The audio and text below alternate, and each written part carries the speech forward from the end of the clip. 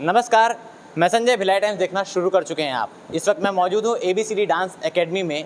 हमारे साथ मौजूद है रोज़ा Rana ma'am, India's biggest dancer की सेकंड रनर अप। यहाँ वर्कशॉप चल रहा है, आइए उनसे बातचीत करते हैं। मैम, सबसे पहले तो भिलाई में आपका स्वागत है। थैंक यू, नमस्कार। आप अपनी जर्नी के बारे में बताएंगे। मेरी डांस की जर्नी शुरू हुई थी जब मैं 1 साल की थी। तब से मैं डांस कर रही हूँ और 3 साल की उम्र से मैं कंपटीशन में उतरी।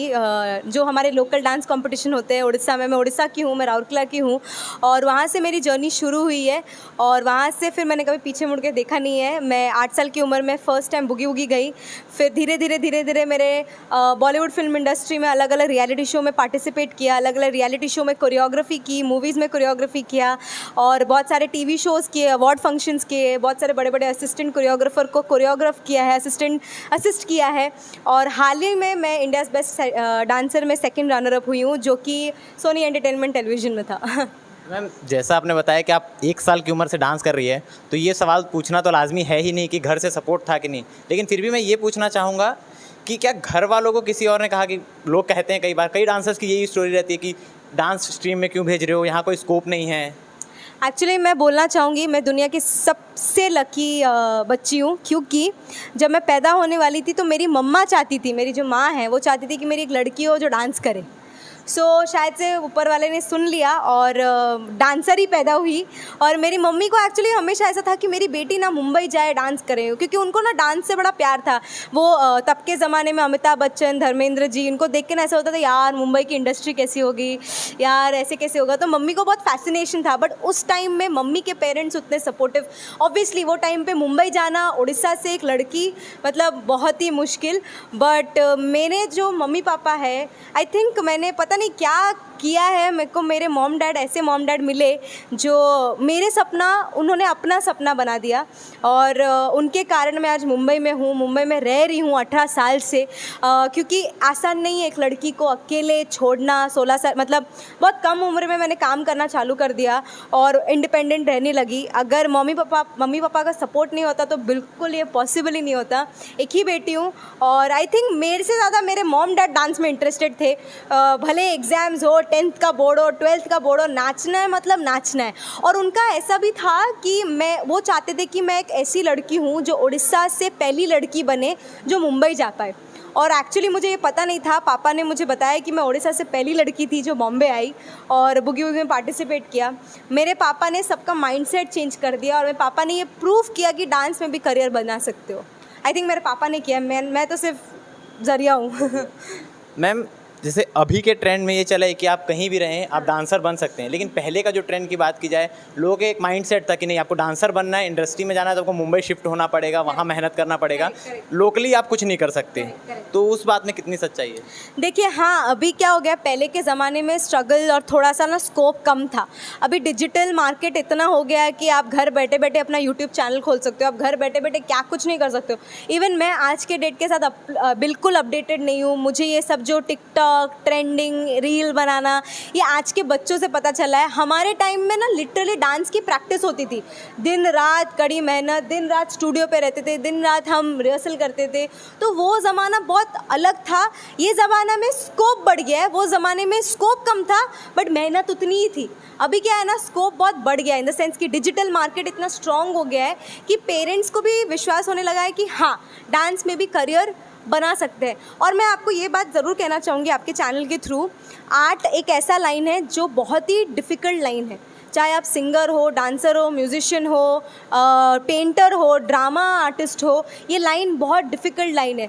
बट भगवान ने ना बहुत गिने चुने लोग को ये कला दी है और वही लोग भगवान के ज़्यादा करीब है। तो मैं ये तो यही मानती हूँ कि जो डांसर है, सिंगर है, ड्रामा आर्टिस्ट है, म्यूजिशियन है, हम सब भगवान के बच्चे हैं। हाँ, जैसे देखा जाता है कि बूगी वूगी से पहले डांस इंडिया डांस का सीज़न 1 आया था, उससे पहले इंडिया में उतने डांसर्स नहीं थे। पहला डांस शो बुगी वुगी ही रहा है। मैंने शुरू किया है बुगी वुगी से मेरी जर्नी। इंडिया का अगर पहला ओरिजिनल डांस शो है वो बुगी वुगी था, बुगी वुगी है और बुगी वुगी रहेगा। बाकी सब तो आए बाद में, इंटरनेशनल प्लेटफॉर्म से इंस्पायर होके डांस इंडिया डांस हो। मैं खुद DID में थी, बट बुगी वुगी एक इकलौता डांस शो था जो real Indian television dance show था। जावेद जाफरी सर का एक वीडियो भी वायरल हुआ था कि उसमें उन्होंने कहा था कि बूगी वूगी के टाइम में रियल डांस शो होते थे, क्योंकि वहाँ पे किसी डांसर्स के बैकग्राउंड को नहीं दिखाया जाता था कि ये गरीब घर से, ये रईस घर से, ये प्रैक्टिस करता है, नहीं करता है, सिर्फ डांस आप करो, अच्छा किए तो आगे, नहीं किए तो पीछे। तो उस टाइम के डांस शो में और अभी के जो डांस शो देखते हैं, 1 घंटे मुश्किल से 4 से 5 डांस दिखाते हैं, उससे ज़्यादा नहीं होता। क्या डिफरेंस है दोनों में? बहुत डिफरेंस है। मैं खुद बूगी वूगी से हूँ। हम लोग जाते थे, परफॉर्म करते थे, जो हक से जीतता था वो जीतता था, और बस। अभी का क्या होता है, अभी बहुत स्टोरी। मैं इंडियाज़ बेस्ट डांसर में थी, मैं बिल्कुल कतराऊंगी नहीं, मेरा भी स्टोरी बना, मेरा स्टोरी डेवलप किया। स्टोरी होने, आज का ज़माना ना थोड़ा ड्रामा, इमोशनल चीज़ चाहिए होता है लोगों के साथ कनेक्ट करने के लिए। क्या होता है, अगर मैं फॉर एग्जांपल एक स्टेट से हूँ, मेरे स्टेट वाले मुझसे कनेक्ट कैसे करेंगे अगर मेरे पास कोई स्टोरी ना हो? टीआरपी कैसे आएगी उस स्टेट? और क्या होता है ना, सबको डांस नहीं आता, हर इंसान डांसर नहीं होता। एक नॉर्मल इंसान डांस को एक एंजॉयमेंट के तरीका देखता है। हमारा तो प्रोफेशन है, तो हम तो दिन रात इसके पीछे ही हैं। बट एक नॉर्मल जनता, आम जनता, उसके लिए एक कुछ तो चाहिए कनेक्ट करने के लिए ना, तो स्टोरी इंपॉर्टेंट है। बट अभी क्या हो गया है, बहुत ज़्यादा हो रहा है, बट आई थिंक हाँ, बट रियलिटी है, रियलिटी शो है। Boogie Woogie was not a reality show, Boogie Woogie was a dance show, like a real dance show. Ma'am, इतने लंबे डांस जर्नी में कभी तो ऐसा मौका आया होगा कि नहीं यार, बस बहुत मेहनत कर लिया, अब नहीं हो पाएगा? मैं मर जाऊंगी पर मैं डांस करना कब नहीं छोड़ सकती हूँ। मेरे ज़िंदगी में मैंने डांस ज़्यादा कभी किसी चीज़ को चाहा नहीं है। अगर अब मेरे मॉम डैड को भी, मेरे डैड तो नहीं है, बट अगर अभी मम्मी से पूछ लोगे मैं सब भूल जाती हूँ। कभी कभी तो मम्मी से बात करना ही भूल जाती हूँ कि मैं इतने डांस में रहती हूँ। आई थिंक मैं जनरली बहुत ही पैशनेट हूँ। मैं मतलब क्या बोलते हैं ना, खाना, उठना, पीना, जागना, सोना, सिर्फ इसी के बारे में मेरा चर्चा होता रहता है। और मुझे ऐसा लगता है कि भगवान ने मुझे एक बहुत बड़ा आशीर्वाद दिया है, बहुत बड़ा रिस्पॉन्सिबिलिटी दिया है। तो एक ही ज़िंदगी है, तो मैंने पूरी अपनी लाइफ इसके ऊपर सरेंडर कर दी है। और मुझे इतना भी मालूम है, तो मैं मरूंगी भी तो डांस करते करते ही मरूंगी। मैम, ये बात पूछना चाहूँगा मैं कि जैसे होता है हमारे साथ, लोग डांस करते हैं, मेहनत सब लोग कर रहे हैं, सबको चाहिए कि हाँ हम एक सेलिब्रिटी बने या बड़े डांस कोरियोग्राफर बने, बट कहीं ना कहीं वो गलत ट्रैक पे मेहनत करते हैं। तो आप क्या बताना चाहिए, कौन सा सही जगह है जहाँ मेहनत करें? क्योंकि बहुत सारे डांसर जो मेहनत कर रहे हैं लेकिन उस मुकाम तक नहीं पहुँच पा रहे। कुछ चुनिंदा लोग हैं, कुछ लकली बोला जाए या हार्ड वर्क बोला जाए, हार्ड वर्क तो बहुत है, तो उनके लिए क्या रास्ता है? आई थिंक मेरे हिसाब से देखिए, मैं ये पता नहीं, सबका अपना अपना जर्नी रहता है। मेरे लिए सबसे इम्पॉर्टेंट है कंसिस्टेंट रहना। कंसिस्टेंट मतलब रोज़ आप जो चीज़ करते हो उसको सेल्फलेसली सरेंडर्ड होकर करना। सेल्फलेस मतलब कुछ चीज़ पता है ना, अरे मैं ना ऐसे कर लूँगा ये मिल जाएगा, ऐसे कर लूँगा वो मिल जाएगा। वो क्या होता है ना, सब बहुत पैसे के चक्कर में रहते हैं आजकल, तो अपने डांस फॉर्म को भूल जाते हैं। मैं ये नहीं बोल रही हूँ पैसा इंपॉर्टेंट नहीं है, ऑफकोर्स पैसा इंपॉर्टेंट है, पैसा कमाना हमारा हक है, बट हम उसके पीछे भागने के चक्कर में ना हम अपना जो पैशन है ना वो भूल जाते हैं। तो इसलिए टेरेंस सर ने मुझे कहा था आईबीडी में कि मैं बहुत खुश हूँ रोज़ा कि आप एज ए असिस्टेंट कोरियोग्राफर काम कर रहे हो, बट अपने पैशन को कभी छोड़ा नहीं है। मेरा क्या है, मैं सिखाती हूँ, काम करती हूँ, अर्न करती हूँ, पैसे कमाती हूँ है, बट हमेशा मैंने अपने पैशन को पहले रखा है। अगर मेरा पैशन ऊपर है ना, पैसा तो कैसे भी आएगा।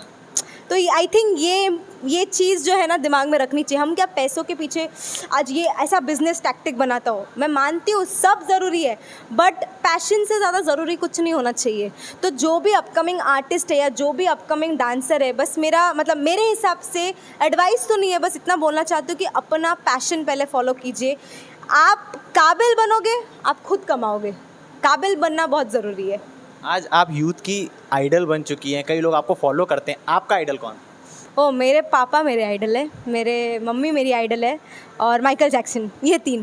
माइकल जैक्सन तो लगभग सारे डांसर्स के एक आइडल है ही वो। बट माइकल जैक्सन मेरे लिए बहुत अलग किस्म के आइडल है। वो सिर्फ इसलिए आइडल नहीं है कि वो डांस करते हैं, सिंगिंग करते हैं, वो जिस तरीके से एक इंसान थे और जो उन्होंने काम करके छोड़ा है, ऐसा काम शायद से 2 ज़माना भी आ जाएगा ना, कोई कर नहीं पाएगा। वो बहुत बोलते ना चुनिंदा लोग होते हैं जो भगवान ने ऐसे फरिश्ते भेजे होते हैं, हीरे के जैसे। करेक्ट। तो उन्होंने एक ना क्या बोलते हैं, लेजेंड होते हैं ना, लेजेंड, वो है। और सच बोलने जाऊँ वो तो है लेजेंड, बट मेरे पापा मेरे लिए ज़्यादा बड़े लेजेंड है, क्योंकि आई थिंक एक बेटी के लिए जितना सैक्रिफाइस मेरे पापा ने मेरे लिए किया। आज के टाइम में लोग चाहते हैं हमारी बेटी डॉक्टर बने, इंजीनियर बने। उस टाइम में बचपन से ये सोचना कि नहीं मेरी बेटी तो डांसर बने।